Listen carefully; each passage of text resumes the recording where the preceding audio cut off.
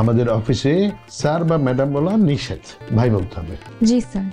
অভিনয় শিল্পী মেহজাবিন চৌধুরীর ছোট বোন মালাইকা চৌধুরী ধীরে ধীরে জমিয়ে নিচ্ছেন নিজের অবস্থান।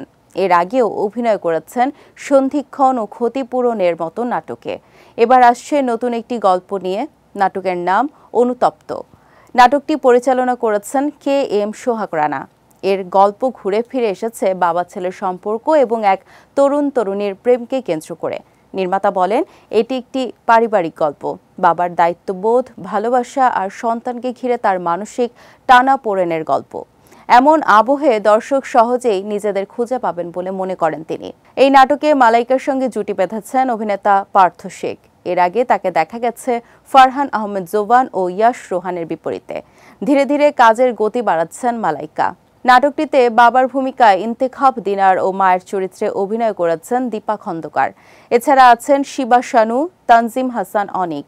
গত কয়েকদিন ঢাকার বিভিন্ন স্থানে তারা শুটিং করেছেন। নাটকটি খুব শিগগিরই মুক্তি পাবে সিনেমাওয়ালা ইউটিউব চ্যানেলে। এদিকে 2017 সালে অমিতাভ রেজার একটি বিজ্ঞাপন চিত্র দিয়ে মডেলিংয়ে নাম লেখান পার্থ শেখ। এরপর বেশ কয়েকটি বিজ্ঞাপন চিত্রে মডেলিং করেছেন। ওই বছরই প্রকাশিত শূন্য ব্যান্ডের জড়িয়ে দাও মিউজিক ভিডিওতে কাজ করে পরিচিতি পেয়েছেন তিনি। অল্প সময়েই ক্যারিয়ারের কারাগার, অদৃশ্য, প্রেমকাব্য, মেঘফুলের মতো কাজ করে প্রশংসা কুড়িয়েছেন অভিনেতা পার্থ শেখ।